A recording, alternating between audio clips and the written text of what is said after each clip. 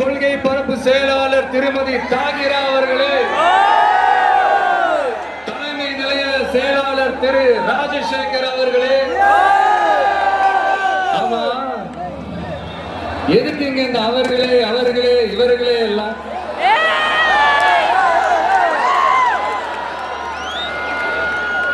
பிறப்புக்கும் எல்லா உயிருக்கும் ஒரு அடிப்படை கொள்கையை அறிவிச்சுட்டு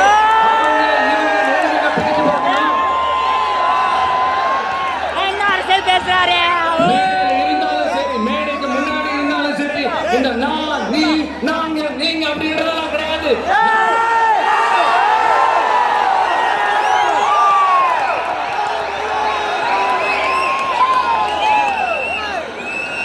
இங்க யாரு மேல யாரு கீழே அப்படின்ற பாகுபாடெல்லாம் எப்போதும் பார்க்க போறதே இல்லை. நம்மளை பொறுத்த வரைக்கும் நம்ம எல்லாருமே ஒண்ணுதான்.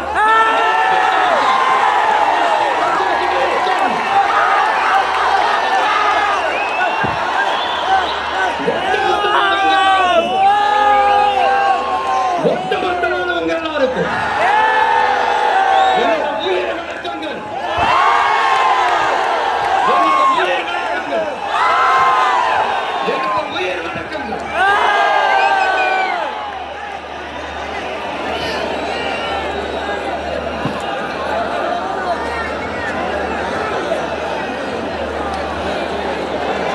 இது வரைக்கும் ஆடியோ லான்ச் மேடையில மீட் பண்ணோம். இப்போ ஒரு அதிரடி சேஞ்ச் இப்ப நம்ம மீட் பண்றது அரசியல் மேடையில ஒரு பொலிட்டிக்கல் ஸ்டேஜ்.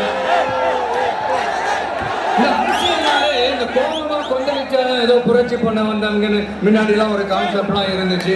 அதெல்லாம் நமக்கு எதுக்குங்க, அதெல்லாம் நமக்கு அதனால இந்த ஊட்டி இப்படி ஆச்சா போச்சாலாம் இந்த கத்துறதெல்லாம் விட்டுட்டு இந்த கோபமா கொந்தளிக்கிறதெல்லாம் விட்டுட்டு ஸ்பீக்கிங் டு த பாயிண்ட் டக்குன்னு பேச வந்த விஷயத்துக்கு வந்துடணும். சயின்ஸ் அண்ட் டெக்னாலஜி மட்டும் தான் மாறணுமா, டெவலப் ஆகணுமா? ஏன் பாலிடிக்ஸ் மட்டும் மாறக்கூடாதா, டெவலப் ஆகக்கூடாதா? மாறணும். இல்லைன்னா இந்த நியூ வே வேர்ல்ட் மாத்திரும்.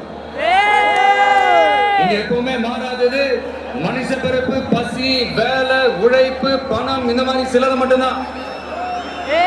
இன்னைக்கு இருக்கிற ஜெனரேஷனை பத்தி தெளிவா புரிஞ்சுக்கிட்டாதான் எதுவுமே ஈஸியா முன்னெடுத்து வைக்க முடியும்.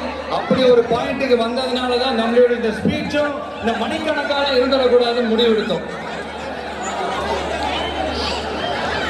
இந்த புள்ளிங்க வர புலியால நம்ம கதற போறோம் இல்ல. இந்த வேர்ல்டு ஹிஸ்டரி, வேர்ல்டு லிட்டரேச்சர்னு கோட்ஸ் மேல கோட்ஸ் சொல்லிக்கிட்டு ஏதோ MP3 ஆடியோவை ஆன் பண்ணி விட்ட மாதிரி பேச போறோம் இல்ல. இங்க ஆல்ரெடி இருக்கிற அரசியல்வாதிகளை பத்தி அதிகமா பேசி டைம் வேஸ்ட் பண்ண போறதும் இல்லை. அதுக்காக மொத்தமா கண்ணை மூடிக்கிட்டு இருக்க போறதும் இல்லை.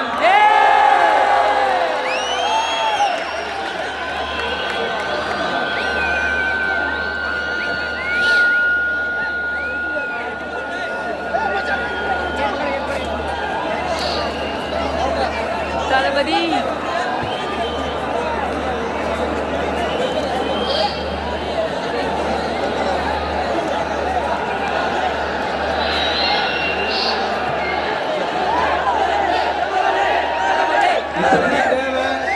அது எப்படி தீர்த்து வைக்கிறது, இப்ப என்ன ப்ராப்ளம், அதுக்கு என்ன சொல்யூஷன், இப்படி யோசிச்சாலே போதுங்க. இப்படி யோசிச்சதா ஷார்ட் அண்ட் ஸ்வீட்டா நம்ம மக்கள் கிட்ட நம்ம எடுத்து சொன்னாலே போதும், அவங்களுக்கு நம்ம மேல கான்பிடன்ஸ் வரும். அதுவும் இல்லாம அரசியல நம்பிக்கை தர்றது இந்த கொள்கை கோட்பாடுகள் தானே. அதை யாருக்கிட்ட இருந்து எடுக்க போறோம், எப்படி அடாப்ட் பண்ண போறோம், எந்த ரூட்ல அப்ளை பண்ண போறோம்ங்கிறத மக்கள் கிட்ட நம்ம தெளிவா சொல்ல வேண்டியது நம்மளோட கடமை இல்லையா? அப்படி நம்மளுடைய கொள்கை தலைவர்கள், நம்ம ஃபாலோ பண்ண போற தலைவர்கள், நம்மளுடைய வழிகாட்டிகள் யார் யாருன்னு இப்ப நம்ம சொல்ல போறோம். அவங்க வேற யாரும் இல்ல, இந்த மண்ணில வாழ்ந்தவங்க தான், இந்த மண்ணுக்காக வாழ்ந்தவங்க தான், இந்த மண்ணுக்கு அங்கீகாரம் வாங்கி தந்தவங்க தான். அதனாலேயே இந்த மண்ணோட அடையாளமாகவும் மாறி போனவங்க தான். பகுத்தறிவு புரட்சியாளர் தந்தை பெரியார்.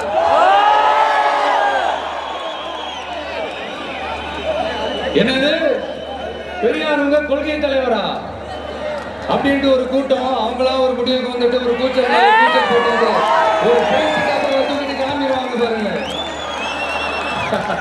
இந்த பெயிண்ட் டப்பா பிசினஸ்க்கு நான் அப்புறம் வரேன். ஆமா, பெரியார் எங்க கொள்கை தலைவர். எப்படி, ஏன் பெரியார் சொன்ன கடவுள் மறுப்பு கொள்கையை மட்டும் நாங்க கையில் எடுக்க போறதே இல்லை. எங்களுக்கு அதில் உடன்பாடும் இல்லை. யாரோட கடவுள் நம்பிக்கைக்கும் நாங்க எதிரானவங்க இல்லை.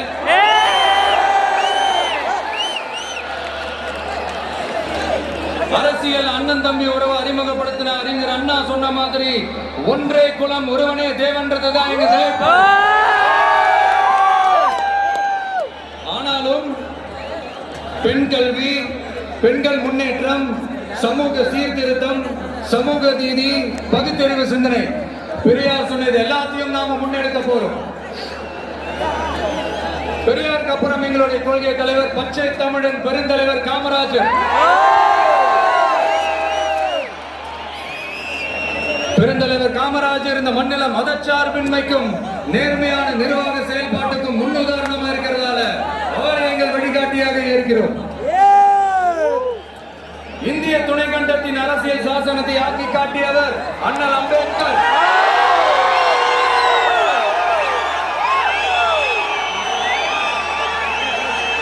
இந்தியாவில் இந்த பேரை கேட்டாலே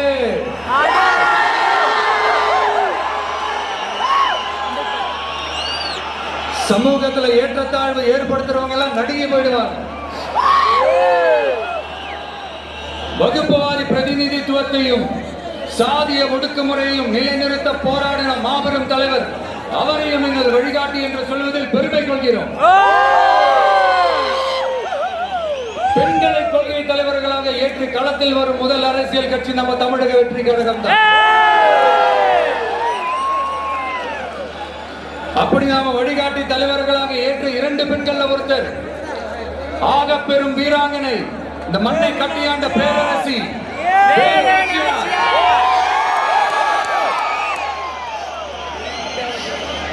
சொந்த வாழ்க்கையோட சோகத்தை கூட மறந்துட்டு இந்த மண்ணுக்காக வாழேந்தியும் வேலேந்தியும் போர்க்களம் புகுந்த ஆணை காட்டிலும் வீரமான வேகமான வீர புரட்சியாளர் தான் நம்ம வேலுநாச்சியார். இன்னொருத்தர் முன்னேற துடிக்கிற சமூகத்தில் பிறந்து இந்த மண் பின்தங்கிட கூடாது என்பதற்காக அதோட முன்னேற்றத்திற்காக பாடுபட்ட அஞ்சலை அம்மாள். சொத்தை இழந்தாலும் சுயநலம் பார்க்காம இந்த மண்ணுக்காக இந்திய சுதந்திர போராட்ட களத்தில் இறங்கி களமாடிய புரட்சி பெண்மணி தான் நம்ம அஞ்சலை அம்மாள். இவங்க தான் நம்ம கொள்கை தலைவர்கள். இவங்களை நாம் உறுதியாக பின்பற்றுவதே நமது மதச்சார்பின்மைக்கும் சமுதாய நல்லிணத்திற்குமான மிகப்பெரிய சான்றாக இருக்கும்.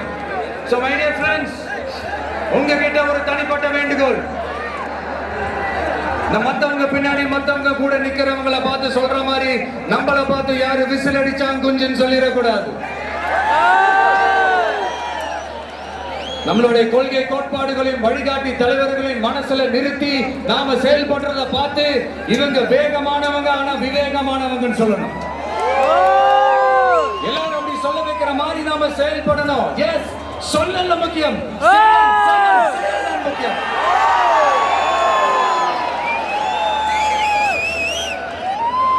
At any cost, no truce and no compromise in our political war. நம்மளோட அரசியல் போரில் கொள்கை கோட்பாடுகளில் சமரசத்துக்கோ சண்டை நிறுத்தத்துக்கோ எப்போதும் இடமில்லை. அதுக்காக நாம் இந்த வெறுப்பு அரசியலை எப்பவும் கையெடுக்க போறதே இல்லை. ஏதோ நினைச்சு அரசியலுக்கு வந்திருக்கோமோ அப்படி நினைச்சத கொஞ்சம் கூட பிசுல நாம செஞ்சு முடிப்போம். அது வரைக்கும் என்ன தம்பி, சாரி, என்ன தோழா, என்ன தோழி,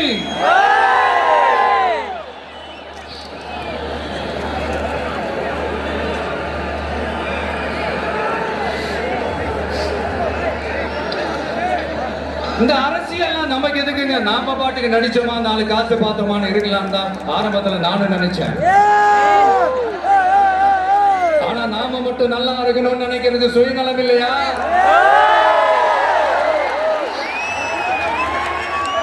நம்மளை வாழ வச்ச இந்த மக்களுக்காக நாம் எதுவும் செய்யாம இருக்கிறது நல்ல விசுவாசமா இருக்குமா?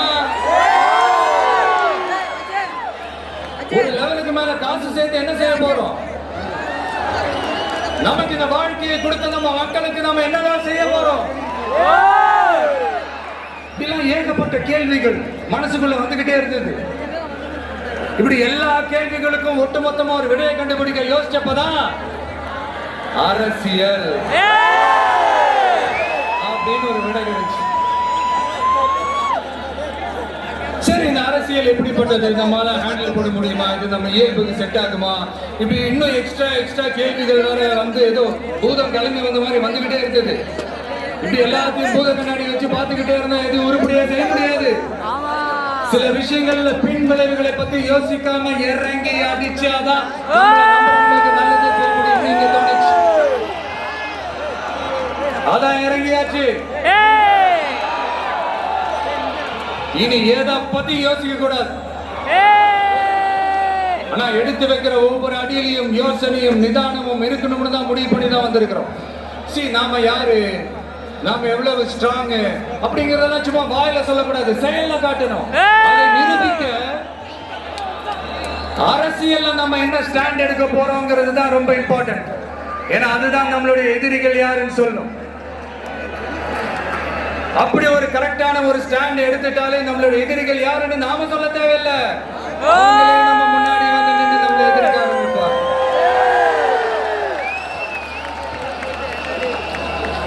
எதிரிகள் இல்லாத வெற்றி வேணும்னா இருக்கலாம், ஆனா களம் இருக்க முடியாது. அந்த களத்துல நம்ம வெற்றியை தீர்மானிக்கிறது நம்மளுடைய எதிரிகள் தானே. நாம கட்சி அனௌன்ஸ் பண்ணப்பவே, அதாவது பிறப்புக்கும் எல்லா உயிருக்கும் திருக்குறளோட உயிர் நாதத்தை நம்மளுடைய அடிப்படை கோட்பாட கொள்கையை அறிவிச்சப்பாவே நம்மளுடைய உண்மையான எதிரி யாருன்னு டிக்ளேர் பண்ணிட்டோம். பிறப்பை வச்சு ஏற்றத்தாழ்வு இல்லவே இல்லை, அது கூடவே கூடாதுன்னு ஒரு சமதர்ம சமத்துவ கொள்கையை கையில் எடுத்தப்பவே இங்க கொஞ்சம் கதறல் சத்தம் கேட்க ஆரம்பிச்சு.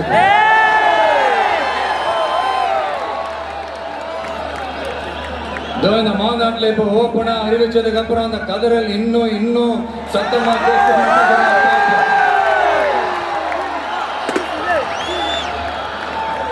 நம்மளுடைய இந்த இயல்பான அடிப்படையான கோட்பாட்டுக்கு எதிராக இருக்கிற மாதிரி மக்களை மதம், சாதி, இனம், மொழி, பாலினம், ஏழை பணக்காரன்னு சூழ்ச்சி செய்து பிரித்து ஆளும் பிளவுவாத அரசியல் சித்தாந்தம் மட்டும்தான் நமக்கு எதிரியா? அப்படின்னா நமக்கு ஒரே ஒரு எதிரி தானா? இல்லையே, நமக்கு இன்னொரு கோட்பாடு இருக்கு. ஊழல் மலிந்த அரசியல்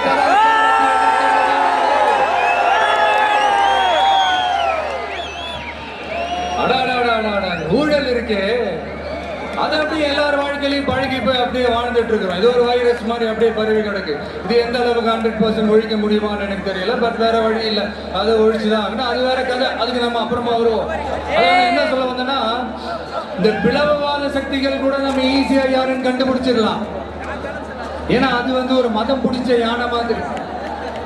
அது பண்ற அராஜகத்திலே ஆபீஸா நம்ம கண்ணுக்கு தெரிஞ்சிடும். அதுவும் இல்லாம அதுவே இதை காட்டியும் கொடுத்துரும். ஆனா இந்த கரப்ஷன் இருக்கு, அது எங்க ஒளிஞ்சிருக்கு, எப்படி ஒளிஞ்சிருக்கு, எந்த ஃபார்ம்ல ஒளிஞ்சிருக்கு கண்டுபிடிக்கவே முடியாது. கருத்தியல் பேசி கொள்கை நாடகம் போடும், கலாச்சார பாதுகாப்பு வேஷமும் போடும். அதுக்கு முகமே இருக்காது, முகமொழி தான் இருக்கும். முகமொழி தான் முகமே. இப்படி முகமொழி போட்ட கரப்ஷன் கபடதாரிகள் தான் இப்ப நம்ம கூடவே இருந்துகிட்டு இப்போ இங்க நம்மள ஆண்டுகிட்டு இருக்காங்க.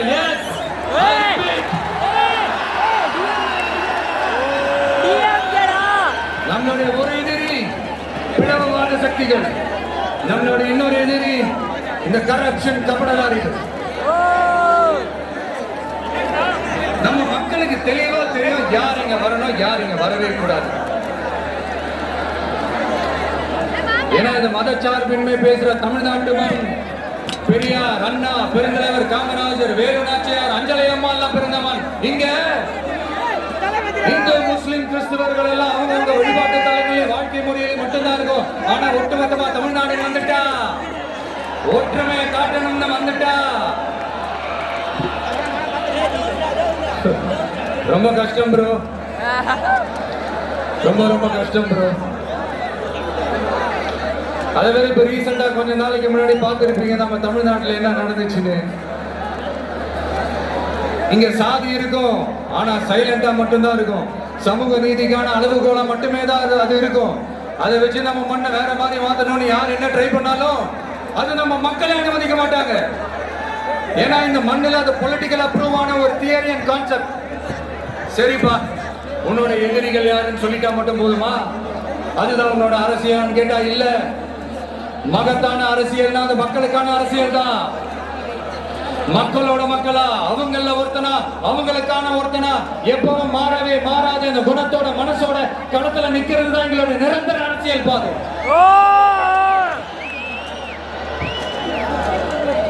எக்ஸாம் எழுதின உடனே ரிசல்ட் வர்ற மாதிரி நல்ல ரிசல்ட் கொடுக்கிற திட்டங்களை தீட்டணும், அது முறையை அமல்படுத்தணும், அது போய் மக்கள் கிட்ட போய் சேரணும். போய் சேர்ந்துச்சான்னு பார்த்துக்கிட்டே இருக்கணும். சோறு சாப்பிட்டாதாங்க பசியாரும், சோறுன்ற வாழ்க்கையை சொல்றதால பசியாராது. மக்களுக்காக நம்ம கொண்டு வர பிளான்ஸ் எல்லாம் பிராக்டிகலா ஒர்க் அவுட் ஆகிற பிளான்ஸ் இருக்கணும். சும்மா இந்த உதார ஓட்டுற பிளான்ஸ் எல்லாம் இருக்கவே கூடாது. இந்த மீன் பிடிச்சு கொடுக்க கூடாது, அது தப்பு. மீன் பிடிக்க கத்து கொடுக்கணும், அதுதான் சரி. அப்படி இப்படின்ட்டு சில பேர் சொல்லிட்டு சுத்துவாங்க. ஆனா நாங்களாம் அப்படி இல்லை, எங்க கான்செப்டே வேற, பக்கா பிராக்டிகல் தாங்க. முடிஞ்சவங்க மீன் பிடிக்க கத்துக்கிட்டு வாழட்டும், முடியாதவங்களுக்கு நாம மீன் பிடிச்சு கொடுத்தவங்கள வாழ வைப்போம்.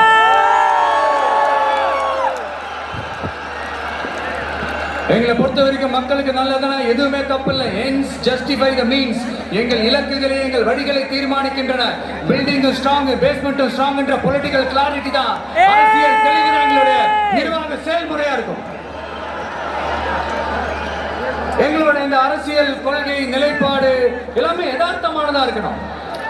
இந்த ஆல்டர்னேட் பாலிடிக்ஸ், ஆல்டர்னேட் ஃபோர்ஸ், மாற்று அரசியல், மாற்று சக்தி, இந்த மாதிரி ஏமாற்ற வேலையெல்லாம் நாம இப்ப செய்ய போறதே இல்லை. இங்க ஏற்கனவே இருக்கிற அரசியல் கட்சிகள்ல 10ஓட 11 இன்னும் ஒரு மாற்று சக்தின்னு சொல்லிக்கிட்டு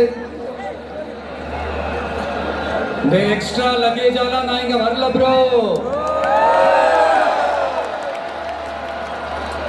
நம்ம நாட்டுக்கு கேடு செய்யற இன்னும் எக்ஸ்ட்ரா வேலையெல்லாம் ஈஸியா செஞ்சுக்கிட்டு மக்கள் மத்தியில தங்களை மாபெரும் சக்திகளா நினைச்சுக்கிட்டு இருக்கிற மிகப்பெரிய ஏமாற்று சக்திகளோட பிடியிலிருந்து தமிழ்நாட்டை முழுமையா மாற்ற ஒரு முதன்மை சக்தியா இருந்து உங்களுடைய மகனா, அண்ணனா, தம்பியா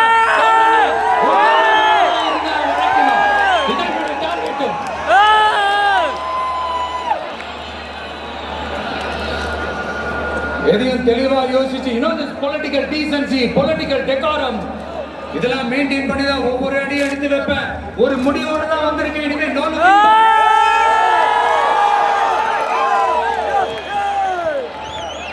இந்த முடிவு நான் மட்டும் எடுத்த தனிப்பட்ட முடிவு இல்லைங்க, நாங்க எடுத்த முடிவு. எதுக்கும் தயாராக தைரியமா நம்ம கூட நிக்கிற இந்த மாபெரும் சக்தியோட சேர்ந்து எடுத்த முடிவு. அதனால இப்பவும் சொல்றோம், இந்த கூட்டம் குடும்பமா சேர்ந்தோ, கூட்டணி சேர்ந்தோ, ஏதோ ஏமாத்த வந்த கூட்டம்லாம் இல்ல, இந்த பவரை கையில வச்சுக்கிட்டு தனக்கு அடிப்படையாதவங்களை இந்த பகை தீர்க்க வந்த கூட்டம்லாம் இல்ல.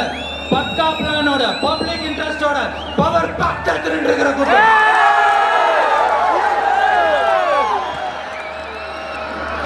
இது ஏதோ சோசியல் மீடியாவில் கம்பு சுத்தம் வந்த கூட்டம்லாம் நினைச்சிடாதீங்க.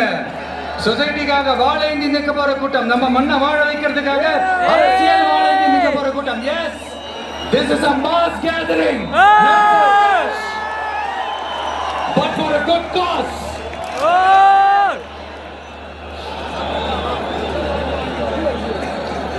அதனால இந்த மீடியா ட்ரோல், இந்த சோசியல் மீடியா ட்ரோல், ஆபாசம், அல்லு சில்லு இதெல்லாம் வச்சு இந்த அவதூறு பரப்புறது என்ன, இந்த பயாஸ்கோப்லாம் காட்டுறது,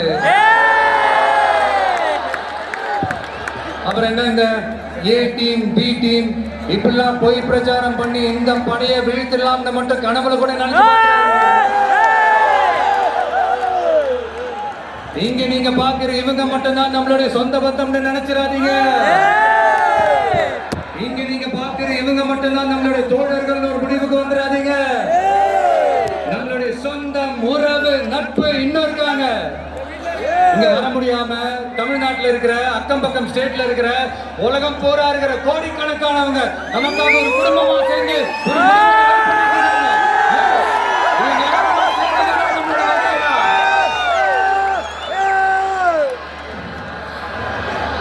இங்க யாராச்சும் வந்துட மாட்டாங்களா, ஏதாச்சும் நல்லது செஞ்சிட மாட்டாங்களா அப்படின்னு ஒவ்வொரு நாளும் நம்மளுடைய தமிழ்நாட்டை பத்தி அதோட வளர்ச்சியை பத்தி ஒரு ஏக்கத்தோட இருக்கிற நம்ம மக்களை இந்த ஏமாத்துற இந்த கரப்ஷன் கபடதாரிகளை ஜனநாயக போர்க்களத்துல நாம சந்திக்கிற நாள் வெகு தூரத்துல இல்லைங்க. இப்போ இப்படின்றதுக்குள்ள வந்துடும். 2026 எலெக்ஷன் கமிஷன்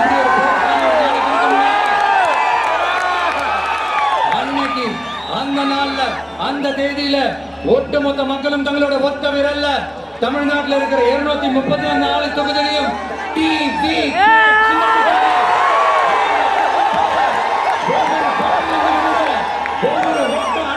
மாறும் பாருங்க.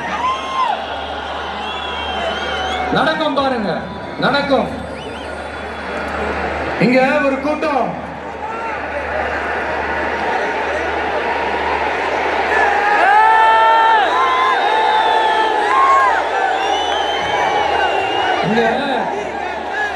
ஒரு கூட்டம் கொஞ்ச காலமா ஒரே பாட்டை பாடிக்கிட்டு, அதாவது யார் அரசியலுக்கு வந்தாலும் ஒரு குறிப்பிட்ட கலர் அவங்க மேல பூசிட்டு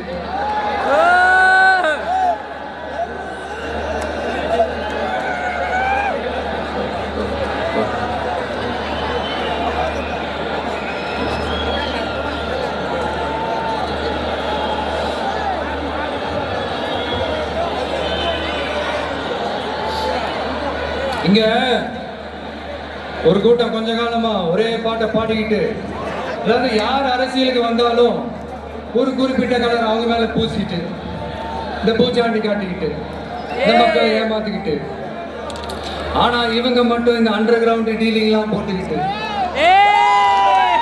இந்த தேர்தல் நேரத்துல இந்த அறிக்கை சவுண்ட் எல்லாம் விட்டுக்கிட்டு இவங்களுக்கு எப்ப பார்த்தாலும் இந்த பாசிசம் பாசிசம் பாசிசம் அவ்வளவுதான். ஒற்றுமையா இருக்கிற நம்ம மக்கள் மத்தியில இந்த சிறுபான்மை பெரும்பான்மைன்னு ஒரு பிரிவினை பயத்தை காட்டி ஒரு ஃபுல் டைம் சீனை போடுறது ஒரு வேலையா போச்சு. இல்ல நான் தெரியாம தான் கேக்குறேன், அவங்க பாசிசம்னா நீங்க என்ன பாயாசமா?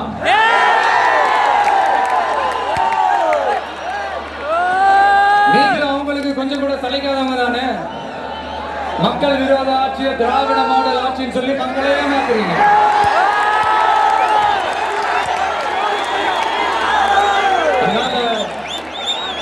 இனிமே அவங்களை எதிர்க்கிறவங்களுக்கு இந்த கலரை பூசுறது அந்த கலரை பூசுறது என்னதான் நீங்க அந்த மோடி மஸ்தான் வேலையை செஞ்சாங்க. நாங்க இப்பவும் சொல்றோம், எங்களோட இந்த டிவி கேக்கலாம் நாங்க டிசைட் பண்ணிருக்கிற இந்த கலரை தவிர வேற யாரும் எந்த கலரை அடிக்கவே முடியாது. ஏன்னா இந்த கோட்பாடு பிறப்பால் அனைவரும் சமம் அப்படிங்கிறது. யாருக்கு நேர் எதிரான கோட்பாடு நான் சொல்லியாங்க உங்களுக்கு தெரியணும். எனவே இந்த நாட்டையை பாழ்படுத்துற பிளவுவாத அரசியல் செய்யறவங்க தான் தமிழக வெற்றி கழகத்தோட ஒரே முழு முதல் கொள்கை எதிரி, ஐடியாலஜிக்கல் எனிமி. அடுத்து திராவிட மாடல்னு சொல்லிக்கிட்டு தந்தை பெரியார் பேரறிஞர் அண்ணா பேரை வச்சு தமிழ்நாட்டை சுரண்டி கொள்ளையடிக்கிற ஒரு குடும்ப சூழ்நிலை கூட்டம்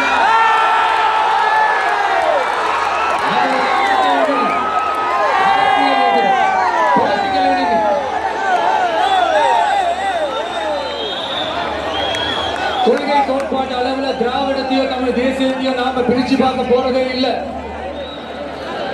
திராவிடமும் தமிழ் தேசியமும் இந்த மண்ணோட இரண்டு கண்கள் என்பதுதான் நம்மளுடைய தாழ்மையான கருத்தும்.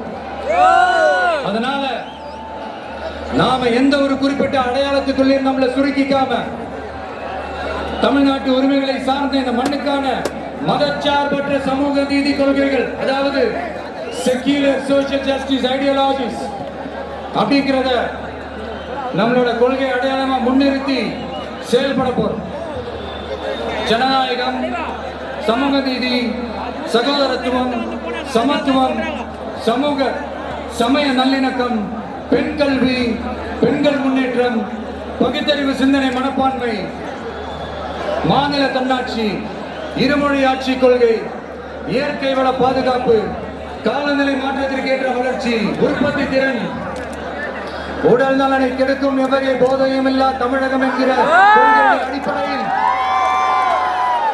பிறப்புக்கும் எல்லா உயிர்க்கும் என்கிற புரட்சிகர தத்துவத்தின் அடிப்படையில் சமதர்ம சமூகத்தை உருவாக்குறது தான் நம்ம மெயின் டார்கெட்.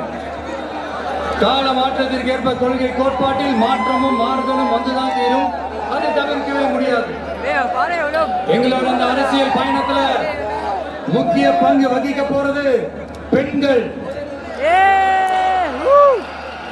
என்னுடைய அம்மாக்கள், என்னுடைய அக்கா தங்கைகள், என்னுடைய நண்பிகள்,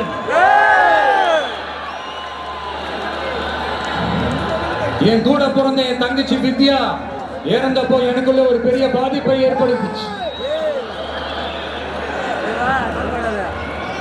அதுல கொஞ்சம் கூட குறையாத பாதிப்பையும் வேதனையும் ஏற்படுத்தினதுதான் தங்கச்சி அனிதாவோட மரணம்.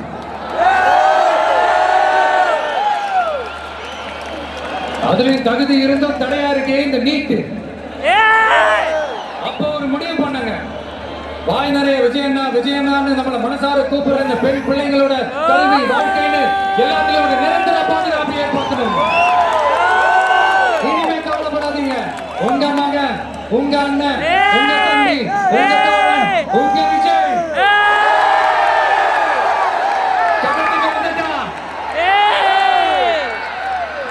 ஒவ்வொரு வீட்டில் இருக்கிற ஒரு மகனா, அண்ணனா, தம்பியா, தோழனா, உங்கள ஒருத்தனா, உறவா, நட்பா,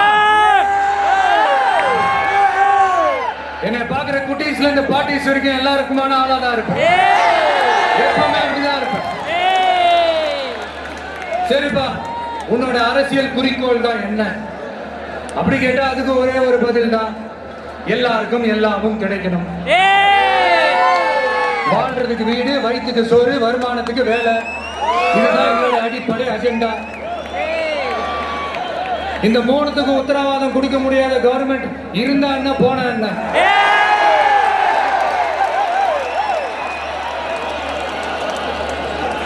அப்புறம் இங்க சில பேரு, தம்பி உனக்கெல்லாம் என்ன தெரியும், நீங்களாம் எப்படி தாக்கு பிடிப்ப, இந்த அரசியல் பெரிய அகழியாச்சு, அதுல தண்ணிக்குள்ள மூழ்கிட்டோம், தலையை தூக்கிக்கிட்டோம், வாயை புலந்துக்கிட்டோம், இந்த ராட்சச முதலைகள்லாம் ரகம் ரகமா இருக்குமே, இவங்களெல்லாம் தாண்டி நீ எப்படி கோட்டைக்குள்ள போவ, உன்னால முடியுமான்னு கேள்வி மேல கேள்வி, கேள்வி மேல கேள்வி. இந்த கேள்விகளுக்கெல்லாம் நம்ம ஸ்டைல்ல ஒரு குட்டி கதை ஒன்று சொல்லாமா?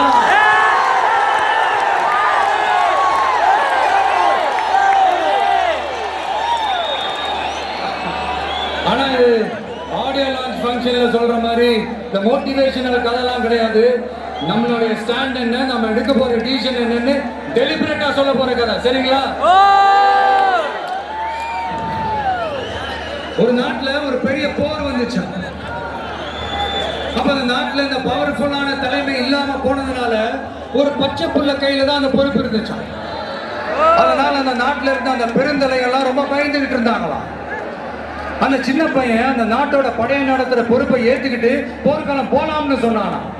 அப்ப அந்த பெருந்தலைகள்லாம், எப்பா நீயே சின்ன பையன், இது பெரிய போர்க்காலம்ப்பா, அங்க பவர்ஃபுல்லான நிறைய எதிரிகள்லாம் இருப்பாங்கப்பா, களத்துல அவங்க சந்திக்கிறதெல்லாம் சாதாரணமான விஷயம் இல்லப்பா, சொன்னா கேளுப்பா, இது விளையாட்டு இல்ல, நீ பாட்டுக்கு குடுகுடுன்னு ஓடி விளையாடிட்டு திரும்ப குடுகுடுன்னு வீட்டுக்கு ஓடி வர்றதுக்கு, போர்னா படையை நடத்தணும், அதை விட முக்கியம் அத்தனை எதிரிகளையும் சமாளிச்சு போர்ல தாக்கு பிடிக்கணும், அதுக்கு மேல முக்கியம் அந்த போர்ல ஜெயிக்கணும், உனக்கு யாரோ கூட்டோ துணையோ இல்லாம நீ எப்படிப்பா அந்த போரை நடத்துவ, எப்படி ஜெயிப்ப அப்படின்னு எல்லா பெருந்தலைகளையும் கேட்டப்போ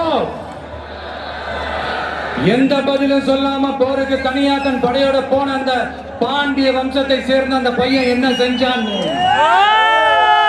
சங்க இலக்கியத்துல ரொம்ப நல்லா தெளிவா சொல்லியிருக்காங்க. படிக்காதவங்க படிச்சு தெரிஞ்சுக்காங்க, இல்லைன்னா படிச்சவங்க கிட்ட கேட்டு தெரிஞ்சுக்காங்க. ஆனா கெட்ட பையன் சார் அந்த சின்ன பையன்.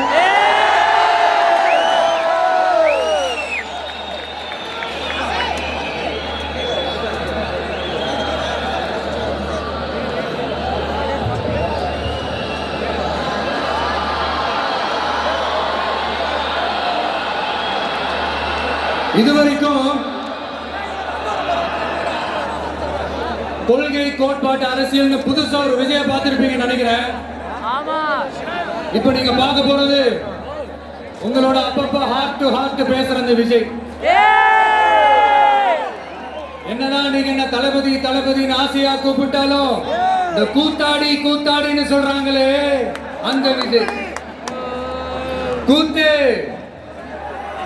இந்த மண்ணோட மக்களோடும் கலந்த ஒண்ணு. இந்த கூத்தாடின்ற பேர் ஏதோ நமக்கு மட்டும் வந்தது இல்லைங்க. அன்னைக்கு தமிழ்நாட்டுல நம்ம ஊரு வாத்தியார் எம்ஜிஆரையும், ஆந்திராவில் அவங்க ஊரு வாத்தியார் என்டிஆரையும் அவங்க கட்சி ஆரம்பிச்சப்பவே இதே மாதிரிதான் கூத்தாடி கூத்தாடின்னு தான் கூப்பாடு போட்டாங்க. அவங்களுக்கே அப்படி கூப்பிடும் போது நம்மளை கூப்பிடாமல இருப்பாங்க.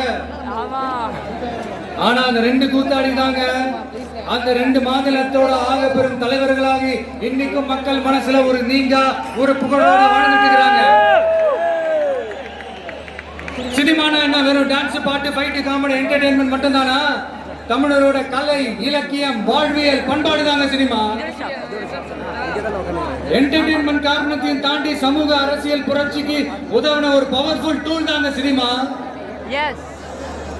திராவிட இயக்கம் போய் பட்டி தொட்டியெல்லாம் போய் ரீச் ஆனதே போய் வளர்ந்ததே சினிமா வச்சுதான். இல்ல நான் தெரியாம தான் கேட்கிறேன். கூத்தாடினா என்ன ஏதாவது கேவலமான ஒரு பேரா? ஏதாவது கெட்ட வார்த்தையா? கூத்து அது சாதாரண வார்த்தை இல்ல. ஏன்னா கூத்து சத்தியத்தை பேசும், சாத்தியத்தை பேசும், கொள்கையை பேசும், கோட்பாட்டை பேசும், கோபத்தை பேசும், சோகத்தை பேசும், அரசியலை பேசும், அறிவியலை பேசும், நல்லதை பேசும், உள்ளதை பேசும், உண்மையை பேசும், உணர்வோட பேசும். எல்லாத்தையும் கொஞ்சம் கூட சோர்வு இல்லாம கொண்டாட்டமா பேசும்.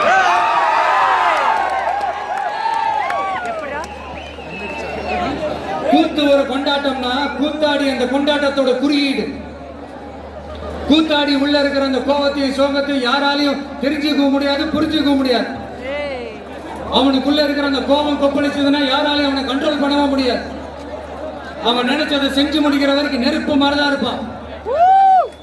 அதனாலதான் குறியீடா மாறின கூத்தாடியை பார்த்தா மக்கள் கூட்டம் கை தட்டும், கண்கலங்கும். காரணம் வேற ஒன்றும் இல்லை, அவன் நம்மள மாதிரியே இருக்கிறானே, இருக்கிறானே, நாம நினைச்சத பேசுறானே, நமக்காக பேசுறானே அப்படின்ற அந்த கனெக்ட் தான் கூத்தாடிய மக்கள் கொண்டாட காரணம். அன்னைக்கு கூத்து, இன்னைக்கு சினிமா, அவ்வளவுதான். ஆரம்பத்துல நாமளும் இந்த சினிமா இந்த ஃபீல்டுக்கு வந்தப்போ மூஞ்சி சரியில்லை, ஆளு சரியில்லை, அழகு சரியில்லை, இப்படி எல்லாம் அசிங்கப்படுத்தினாங்க, அவமானப்படுத்தினாங்க. ஆனா கொஞ்சம் கூட கலங்காம, கொஞ்சம் கூட கலங்காம ஒவ்வொரு வாய்ப்புக்காகவும் ஒவ்வொரு சூழலுக்காகவும் காத்திருந்து காத்திருந்து சுத்தி சுத்தி சுழன்று சுழன்று உணர்ச்சி மேல வந்தவன் கூத்தாடி. அப்ப கூட உழைப்பு மட்டும்தாங்க என்னோடது. அதன் மூலமா எனக்கு கிடைச்ச மத்த எல்லாத்துக்கும் காரணம் நான் இல்ல.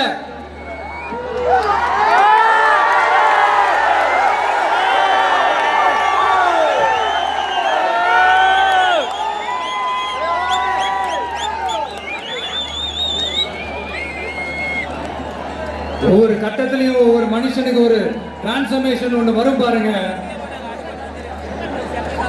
ஒரு சாதாரண இளைஞனா இருந்த ஒரு விஜய் நடிகனா மாறினா, அந்த நடிகன் வெற்றி பெற்ற நடிகனா மாறினா, அந்த வெற்றி பெற்ற நடிகன் ஒரு பொறுப்புள்ள மனுஷனா மாறினா, அந்த பொறுப்புள்ள மனுஷன் அதுக்கப்புறம் ஒரு பொறுப்பான தலைவனா இல்ல தொண்டனா மாறினா.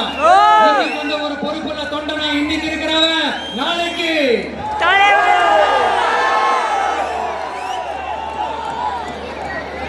அத நான் சொல்ல தேவையில்லைன்னு நினைக்கிறேன்.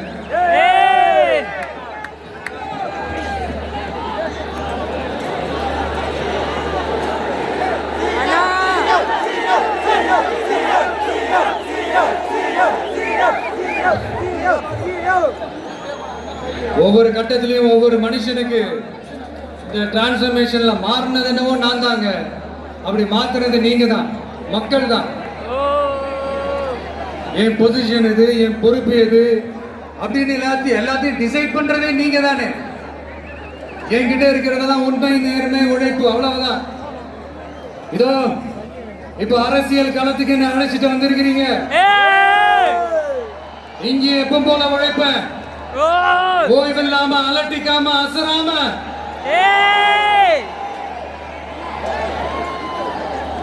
அதுக்கான ரிசல்ட் எல்லாமே உங்க ஒவ்வொருத்தரோட கை விரலையும் இருக்கும் போது எனக்கு எல்லாமே நல்லாவே ஒர்க் அவுட் ஆகும் பாருங்க. தேர்தல் அரசியல் ஜெயிச்சவங்க தோத்தவங்க அத்தனை பேர் பாடத்தையும் படிச்சுட்டு பல பேரோட உந்துதலை ஊக்கமா எடுத்துக்கிட்டு என்னோட கெரியரின் உச்சத்தை எப்படி என்னோட கெரியரின் உச்சத்தை உதறிட்டு அந்த ஊதியத்தை உதறிட்டு உங்க விஜயா உங்களை மட்டுமே நம்பி வந்திருக்கேன். நம்பி நடப்போம், நம்பிக்கையோட நடப்போம்.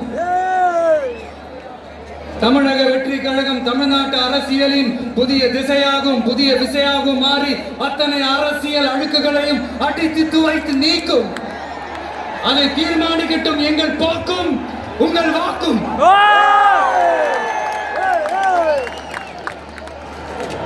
தமிழ்நாட்டின் வெற்றிக்காக புதியதோ ஒரு விதி ஒன்றை புதுமையாய் நாம் செய்வோம்.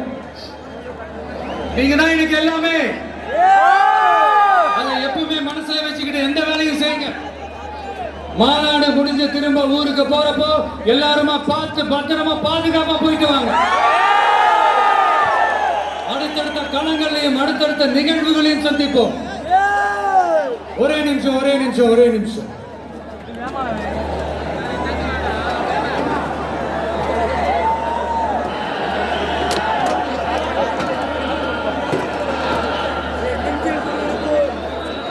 நம்மளோட இந்த செயல் திட்டங்களை பத்தி உங்களுக்கு தெளிவா புரிஞ்சிருக்கும். இருந்தாலும் அதுல இருக்கிற நம்ம மக்களுக்கு தேவையான முக்கியமான சில ஹைலைட்ஸை மட்டும் இங்க சொல்லணும்னு ஆசைப்படுறோம். நாம முக்கியமா ரொம்ப கவனம் செலுத்த வேண்டியது பெண்களுக்கும் குழந்தைகளுக்கும் வயசான பெரியவங்களுக்குமான பாதுகாப்புல தான். அதை உறுதி செய்யறதுக்குன்னே அதுக்குன்னு ஒரு தனித்துறையும் இலாக்காவும் ஏற்படுத்தணும். இன்னொரு முக்கியமான பாயிண்ட், ஏற்றத்தாழ்வு இல்லாத கல்வி, மருத்துவ வசதி, நல்ல குடிநீர் எல்லாத்தையும் எல்லாருக்கும் சமமாக கிடைக்க செய்யணும். அதுக்குன்னு தனி கவனம் செலுத்தி அதை அனைத்து மக்களோட அடிப்படை உரிமையாகவும் ஆக்கணும். அப்புறம் இந்த அரசியல் மற்றும் பொருளாதார சமநிலை சமூகம் உருவாக்கணும்னா ப்ரொபோர்ஷனல் ரெப்ரசன்டேஷன் முறையை அமல்படுத்தணும். அதுக்கு பல மாநிலங்கள்ல பல வருஷ கோரிக்கையா இருக்கிற காஸ்ட் சென்சஸ் நடத்தணும். அப்பதான் எல்லாருக்கும் எல்லாம் சரியா சமமா கிடைக்கும். அதுதான் சரியான சமூக நீதிக்கான அணுகுமுறையாகவும் இருக்கும்.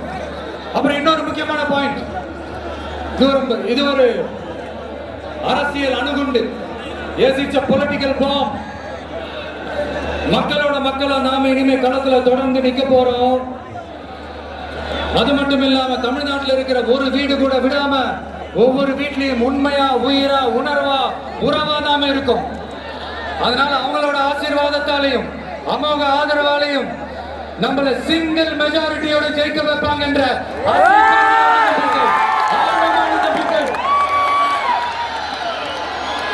நமக்கு 100% இருக்கு. இருந்தாலும் அப்படி நாம் அந்த நிலையை நிறைவா அடைஞ்சாலும் நம்ம செயல்பாட்டை நம்பி நம்மளோட சில பேர் வரலாம் இல்லையா? அதுக்கான அரசியல் சூழல் உருவாகலாம் இல்லையா? அப்படி வர்றவங்களையும் நாம அன்போட அரவணைக்கணும் இல்லையா? நமக்கு எப்பவுமே நம்மளை நம்பி வர்றவங்கள அரவணைச்சு தானே பழக்கம்.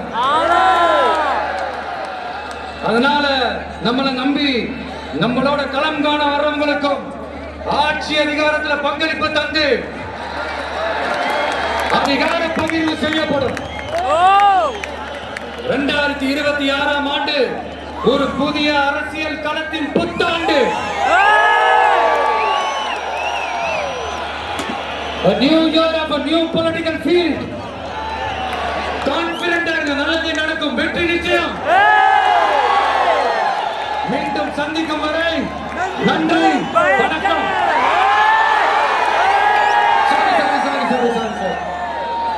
ஒரே ஒரு விஷயம் சொல்ல மறந்துட்டேன்.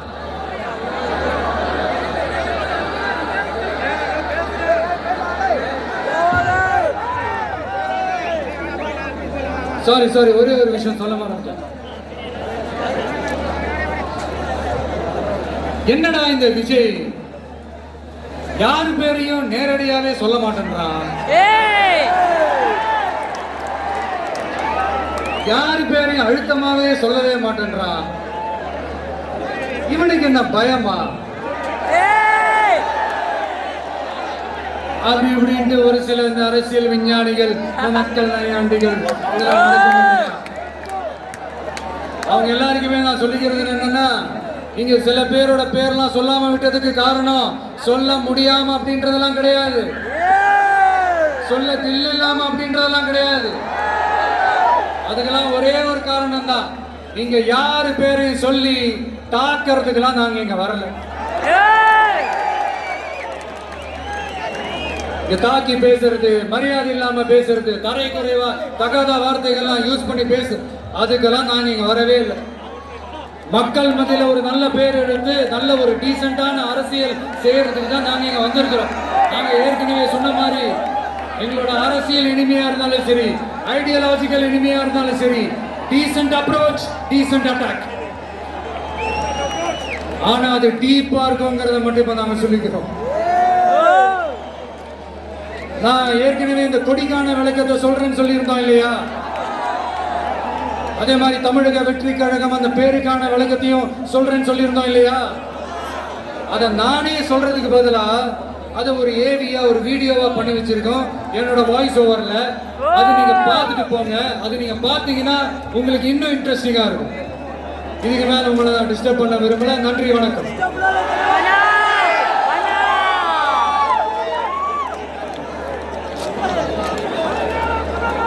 என் நெஞ்சில் குடியிருக்கும் அனைவருக்கும் அரசியல் மட்டும் பொதுவாகவே நமக்கு ஒரு பெரிய அடையாளம் இருக்கணும்னா நம்ம பேரே ஒரு அடையாளமாக மாறும். அதுக்கு அப்படி ஒரு பாசிட்டிவ் எனர்ஜி அந்த பேரில் இருக்கு. அந்த எனர்ஜியை கொடுக்கறதே அந்த பேரில் இருக்க வார்த்தைகளோட வலிமை. அப்படி ஒரு நேர்மறை அர்த்தமும் நேர்மறை அடர்த்தியும் நேர்மறை அதிர்வும் நேர்மறை வலிமையும் ஒரு சேர கொண்ட ஒரு சூழல், என்னைக்குமே தன்னோட தன்மையை இழக்காத ஒரு சூழல். இந்த வார்த்தை சொல்லும் போது உச்சரிக்கிறவங்களை மட்டும் இல்ல, ஒட்டுமொத்த ஒரு பெரும் கூட்டத்தையே உணர்ச்சியோட உச்சத்துல வைக்கிற சொல்லு, உற்சாகப்படுத்துற சொல்லு. நம்ம மக்களோட நாடி நரம்புகள்ல நானேற்றும் அந்த சொல். அந்த வார்த்தை வேற என்ன? வெற்றி, வெற்றி, வெற்றி, வெற்றி தான் அந்த சொல். வெற்றி நான் நினைச்சதை மிச்சம் மீதி இல்லாம செஞ்சு முடிக்கிறேன். மனசுக்குள்ள இருக்க நோக்கத்தை நிறைவேற்றுறது. வாகை சூடுறதுன்னு பல அர்த்தங்கள் இருக்கு. அப்படிப்பட்ட ஒரு வார்த்தை தான் நம்ம கட்சியோட மைய சொல்லாவும் மந்திர சொல்லாவும் மாறி நிற்குது. அப்புறம் நம்ம கட்சியோட முதல் சொல் தமிழகம். நம்ம மக்களுக்கான அடையாளத்தையும் அங்கீகாரத்தையும் சொல்ற மாதிரி ஒரு வார்த்தை நம்ம கட்சி பேரோட முதல் வார்த்தையா இருக்கணும்னு முடிவு பண்ணி தேர்ந்தெடுத்தது தான் இந்த தமிழகம்ன்ற வார்த்தை. தமிழகம்னா தமிழர்களின் அகம், தமிழர்கள் வாழும் இடம்னு சொல்லலாம்.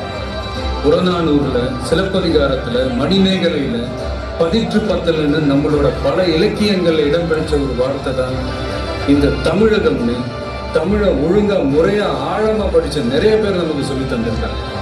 இந்த தமிழகம் தான் பேரறிஞர் பெருந்தகை அண்ணாவால முறைப்படி தமிழ்நாடுன்னு பெயர் சூட்டப்பட்டதுங்கிறது நாம எல்லாருக்கும் தெரிஞ்ச நாடறிஞ்ச வரலாறு. இப்ப நம்ம கட்சி பேரோட மூணாவது வார்த்தைக்கு வருவோம், கழகம். இதுதான் இந்த மூணாவது வார்த்தை. கழகம்னா படைபயிலும் இடம்னு ஒரு அர்த்தம் இருக்கு.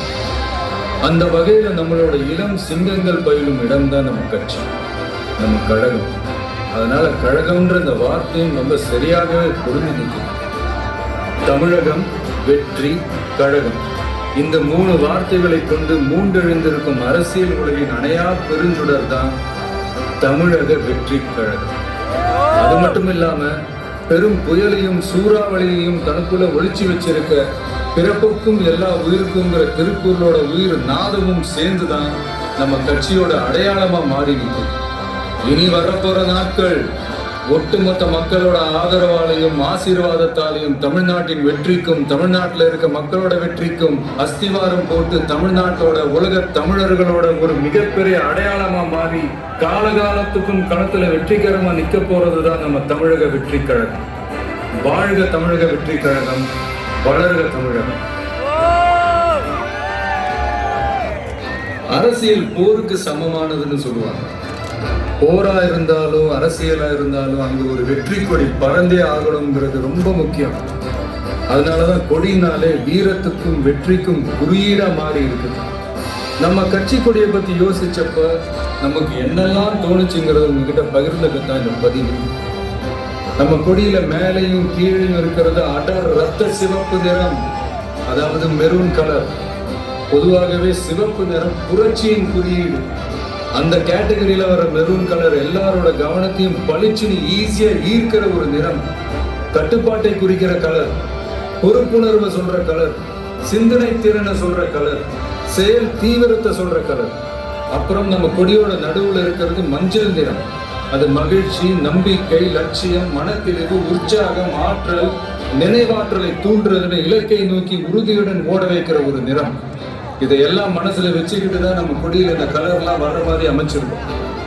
வெற்றியை ஒரு செல்ஃப் டிசிப்ளினாவே முன்னெடுக்க போற தமிழக வெற்றி கழகத்தோட கொடியில் இடம் பிடிச்சிருக்கிற ஒரு பூதான் மாபெரும் வெற்றி குறியீடான வாகை. போருக்கு போயிட்டு வெற்றியோட திரும்புறப்போ மன்னனும் அவனோட படையும் வாகை பூ சூடி வந்தாங்கன்ற வர்ணனையை நாம செய்யுள்கள்ல படிச்சிருக்கோம். ஆனா மன்னர் பெரும்பிடுகு முத்தரையர் போருக்கு போறப்பவே வெற்றியை முன்கூட்டியே கணிச்சு வாகை பூ சூடிக்கிட்டு போனாருன்னு சொல்றாங்க. வாகைனாலே வெற்றின்னு ஒரு அர்த்தம் இருக்கான். அப்படியான வெற்றியில அரச வாகைனா அரசனோட வெற்றின்னு அர்த்தம். ஆனா இங்க நம்ம தமிழக வெற்றி கழக கொடியில இருக்கிற வாகை பூ மக்கள் வாகைக்கான, அதாவது நம்ம மக்களோட வெற்றிக்கான, இன்னும் சரியா சொன்னா இந்த மண்ணோட வெற்றியை சொல்றது. ஆகவே நாம நெஞ்சார நேசிக்கிற தமிழ்நாட்டு மக்களை, உலகெங்கும் வாடுற தமிழர்களை ஒரே நேர்கோட்டு சித்தாந்தத்துல பயணிக்க வச்சு வெற்றி வாகை சூட வைக்க போவதற்கான உறுதிப்பாட்டை குறிக்கத்தான் இந்த வாகை பூவை நம் கட்சி கொடியில வச்சிருக்கோம். அப்புறம் யானை. மிகப்பெரிய பலத்தை சொல்லணும்னா யானை பலம்னு சொல்லுவாங்க. தன் நிறத்திலும் குணத்திலும் உருவத்திலும் உயரத்திலும் எப்பவுமே தனித்தன்மை கொண்டதுதான் யானை. அதுலயும் குறிப்பா போர் யானை தன்னிகரற்றது. போர் தந்திரம் பழகிய யானைங்க எதிரிகளோட தடைகளையும் படைகளையும் சுத்தி வளைச்சு துவம்சம் செய்யறதுல கில்லாடி.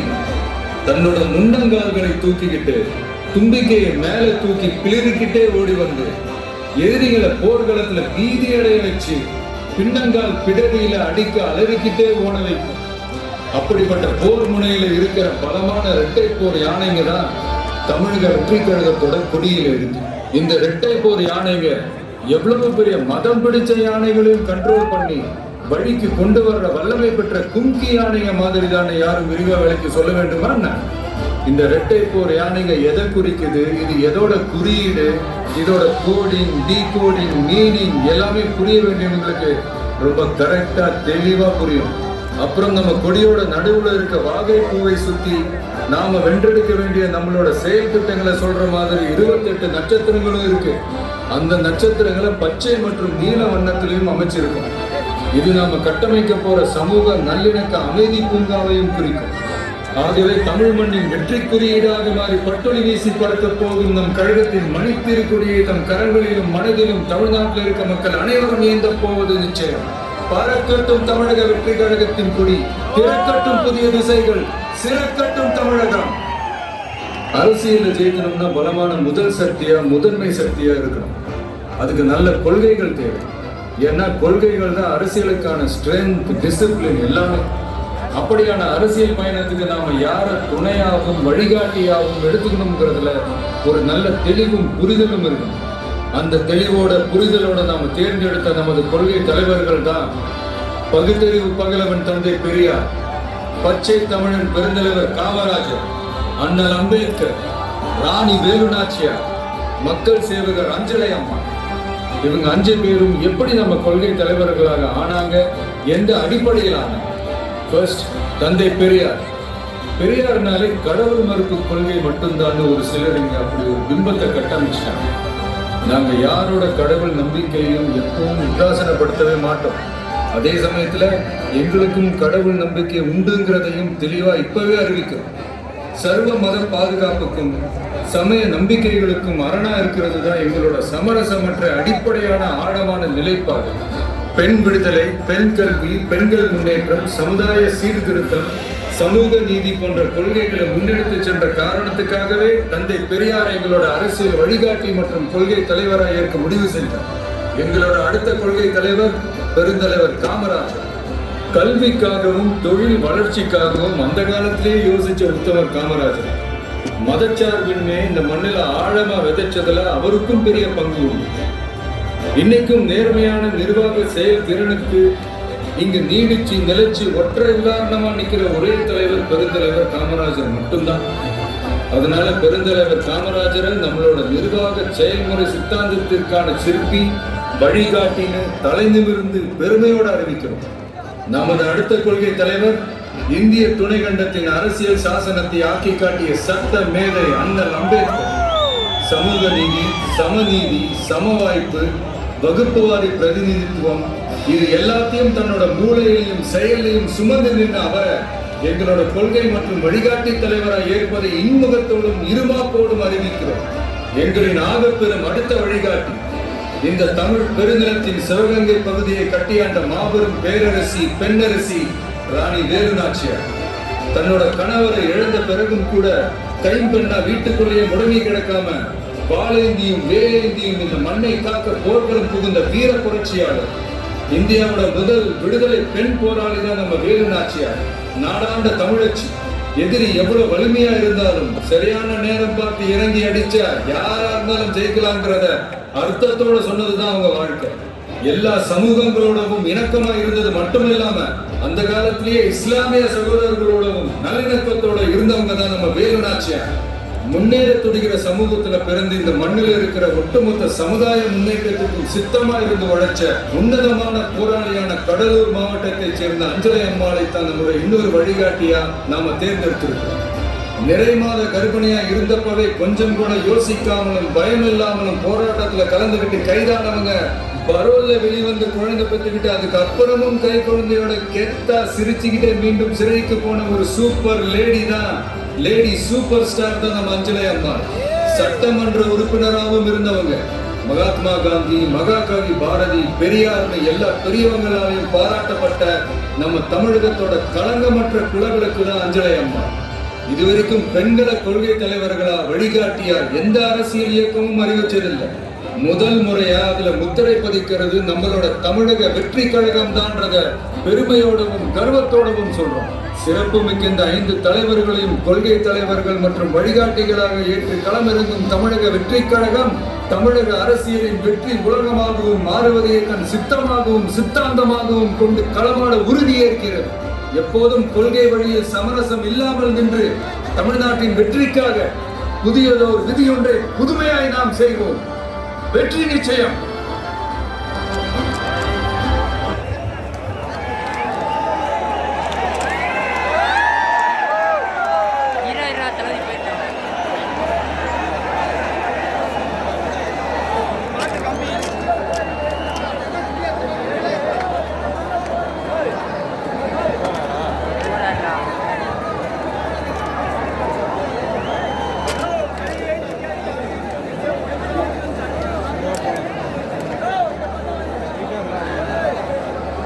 கடைசி நம்ம பண்றாங்க.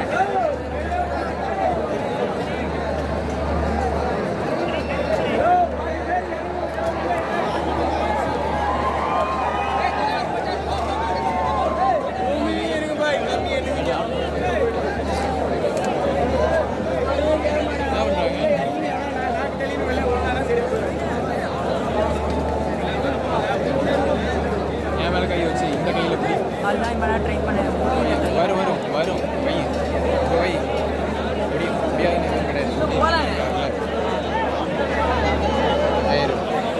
ஷேக்கா ஷேக்கா இதை எடுத்துட்ருக்கேன். உங்க இதான் செல்ஃபி ஸ்டிக் 1 மணி நேரம் எடுக்க போகுது. எதுக்கு எதுக்குடா எங்கடா அங்கே அவரை தூக்குறாங்கடா. யாரு பிஸியானா? விடு ஆள் தானே விஜய் போயிட்டார்ல. தளபதி இன்னும் கீழே இறங்கல. ஏதோ இறங்கிட்டாரு, ஏதோ போறாரு. புசியானந்த இல்லடா அவர் போயிட்டாரா? புசியானந்த கொண்டாடுறாங்க. ஆமாம் விஜய் போயிட்டாரு.